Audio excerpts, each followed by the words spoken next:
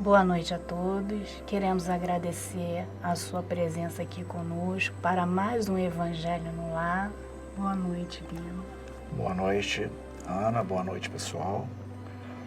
Vamos dar início à nossa reunião do Evangelho no Lar. Agradecemos a presença de vocês e que esta água colocada sobre a nossa mesa seja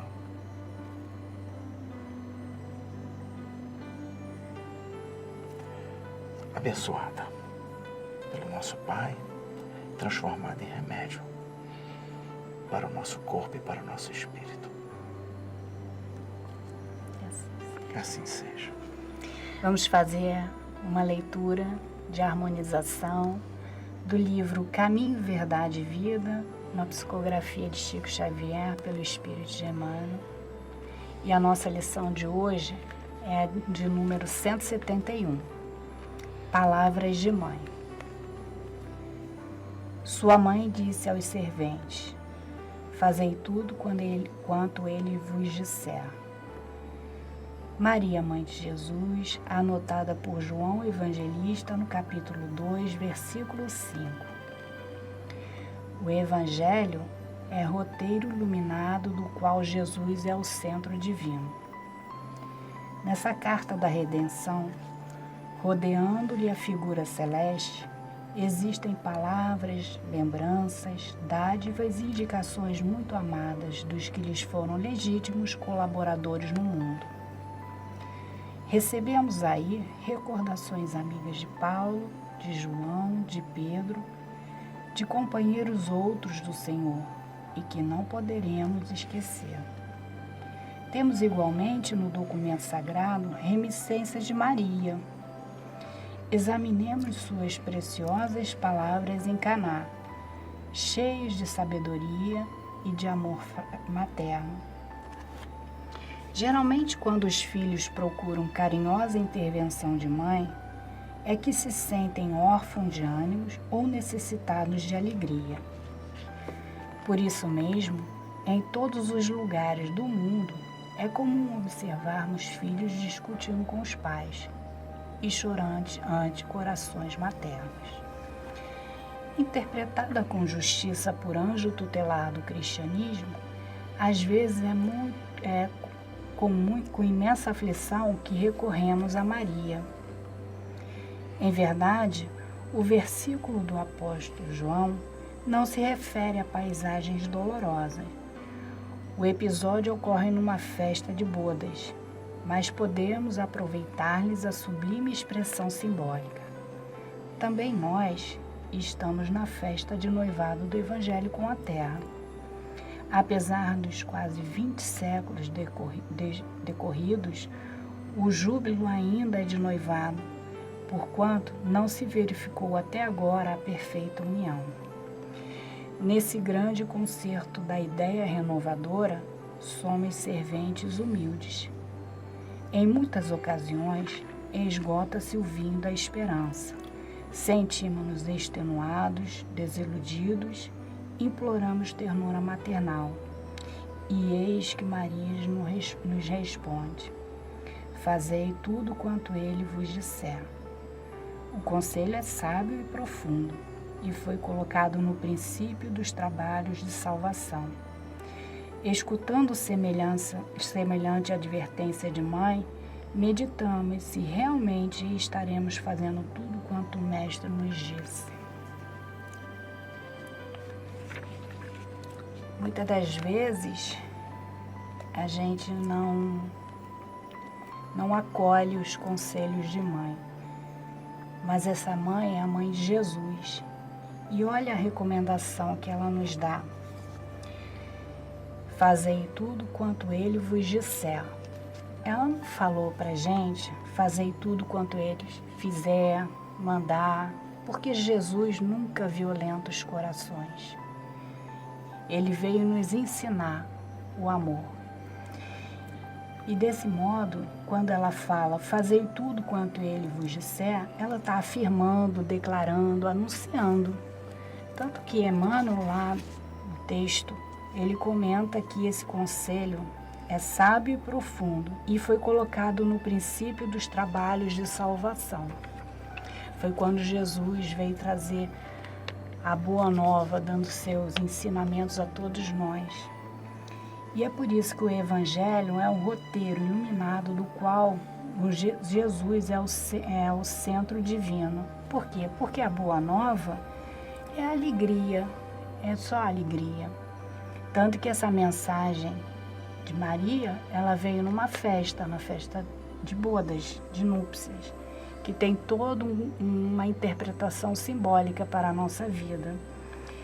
E a Boa Nova veio nos ensinar a superar as nossas dores, a acolher as nossas saudades, e veio principalmente nos esclarecer sobre a vida eterna do Espírito, de onde nós viemos e para onde nós vamos. Maria é considerada um anjo tutelar do cristianismo. É um espírito que recebeu uma missão de Deus para trazer ao nosso planeta Terra um espírito de Jesus. Esse homem exemplar que veio nos ensinar tudo aquilo que era necessário para que nós pudéssemos evoluir. E é por isso que Emmanuel comenta que nessa carta de redenção se afigura a celeste, palavras celestes, né, de lembrança, de dádivas e com indicações de pessoas muito amadas. Todos aqueles que foram escolhidos naquela época e até hoje, eles são colaboradores de Jesus nessa tarefa de iluminação dos seres, dos filhos de Deus, dos filhos do nosso Pai, dos nossos irmãos.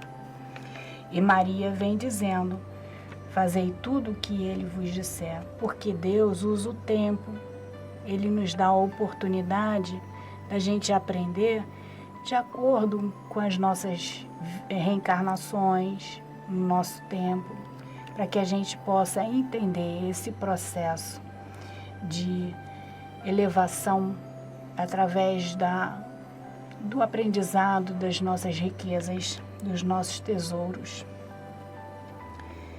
Então, todos nós, quando estamos órfãos de ânimo ou necessitados de alegria, mas na nossa vida mesmo, nós procuramos o nosso colo de mãe. Nós temos um colo que representa a mãe. A gente procura sempre alguém que a gente ama muito, aonde a gente vai buscar renovar as nossas forças, deixar as nossas dificuldades se acalmarem.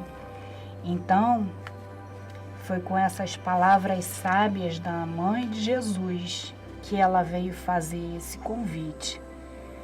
E Emmanuel vem alertando aqui, escutando semelhante advertência de mãe, para que a gente medite se nós realmente estamos fazendo tudo quanto o Mestre nos disse.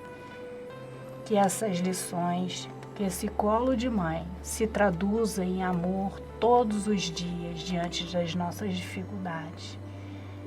E é por isso que nós fazemos a nossa prece de abertura em gratidão a essa mãe, mãe de Jesus, corajosa, sábia, e que trouxe ao mundo a maior lição de amor, que é a lição de uma mãe.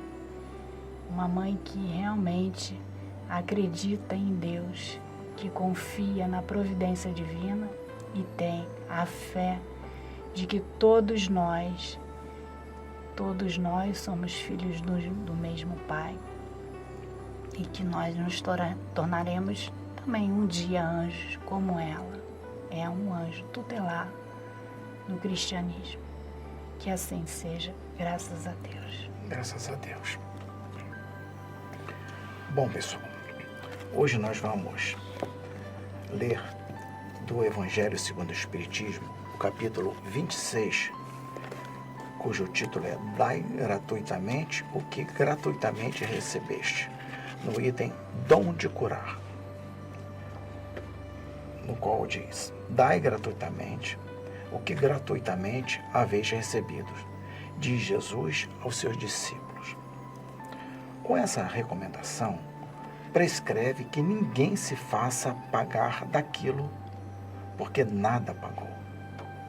Ora, o que eles haviam recebido gratuitamente era a faculdade de curar os doentes e de expulsar os demônios, isto é, os maus espíritos.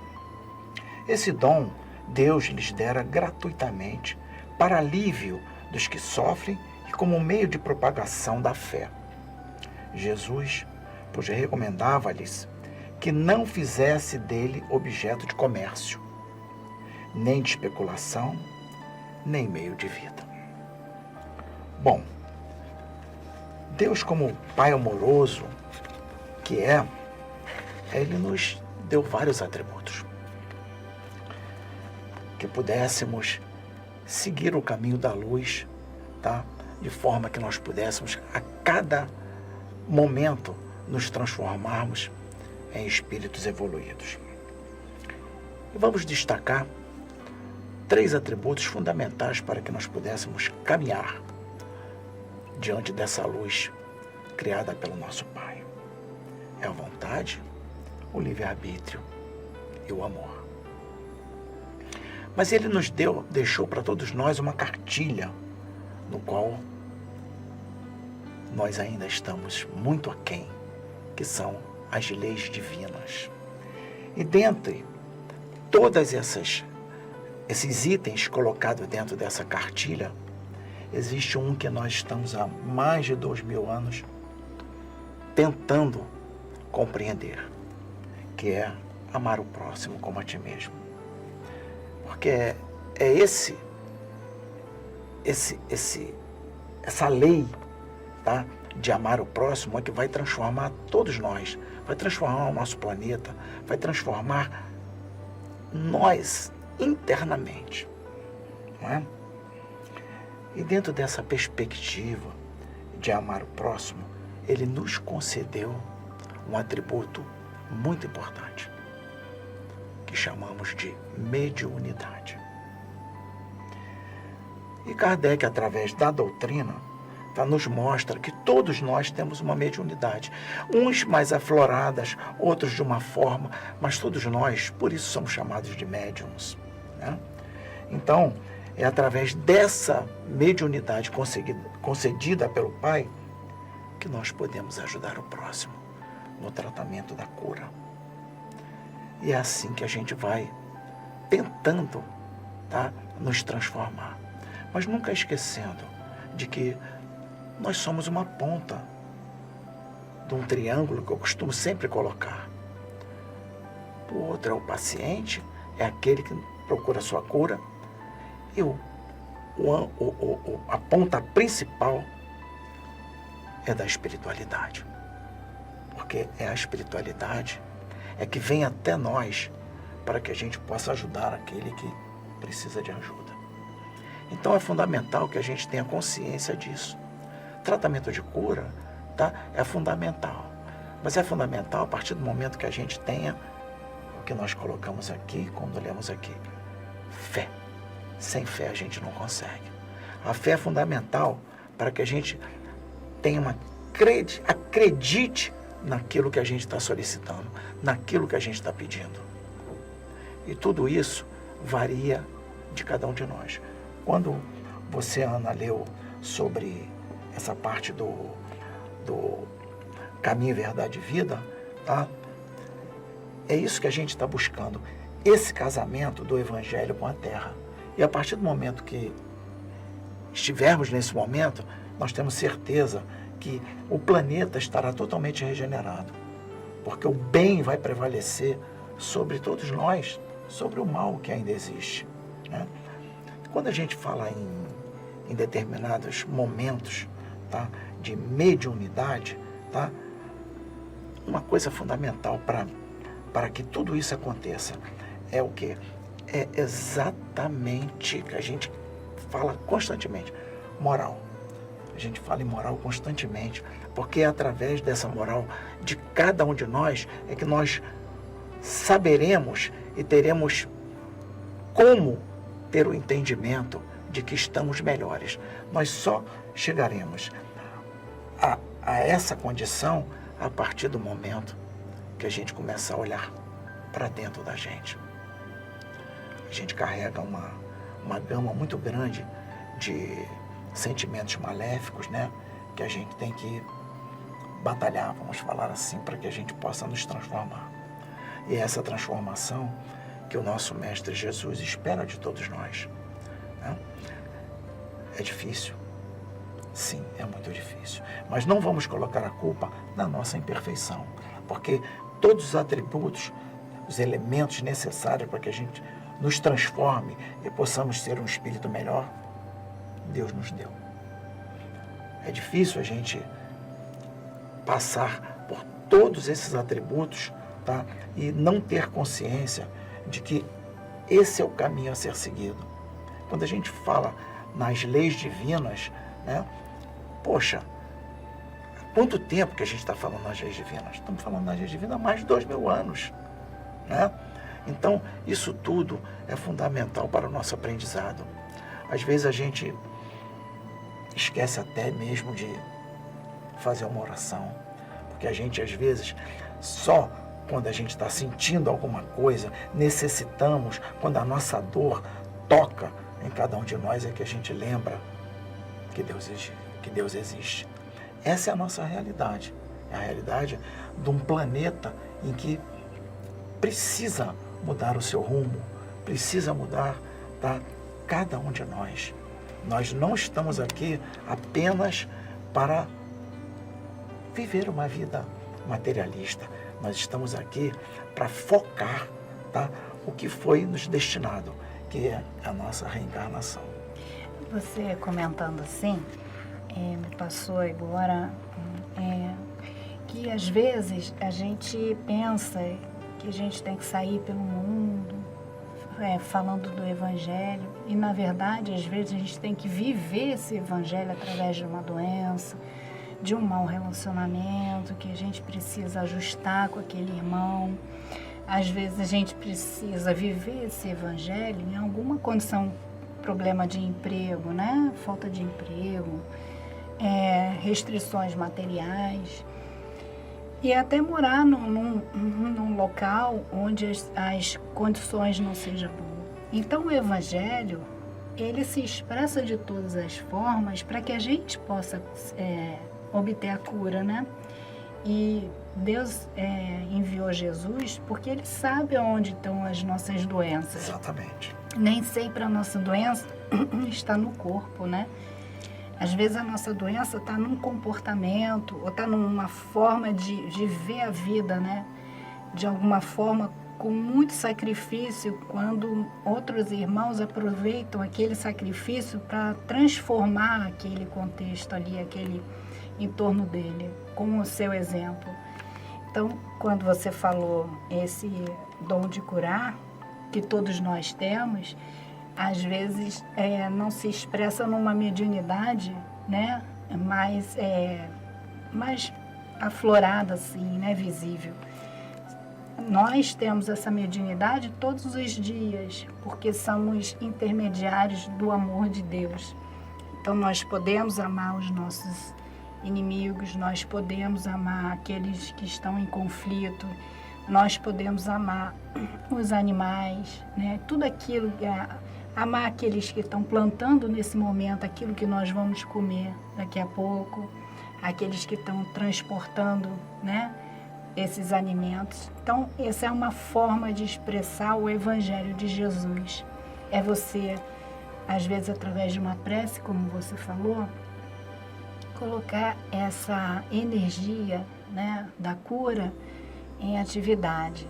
E aí, talvez, né, a gente consiga ver, na verdade, isso que você falou que a gente está buscando há 2000 anos e ainda não conseguiu encontrar.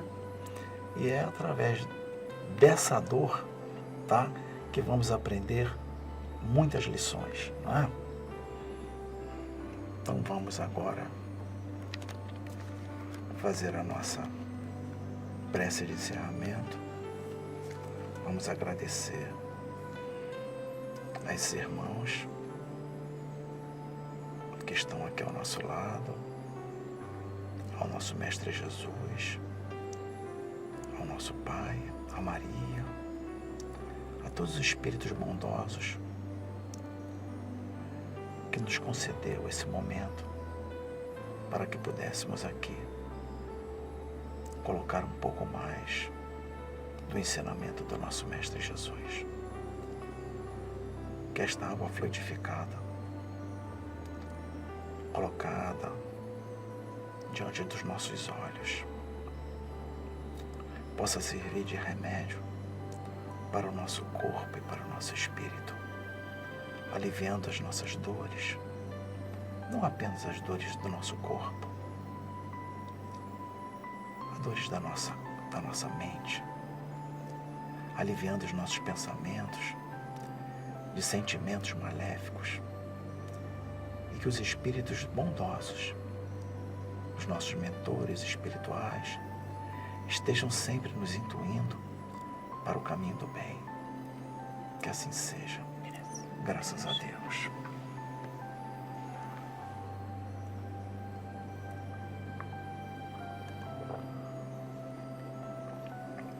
Paz e bem, paz e luz, paz, muita paz.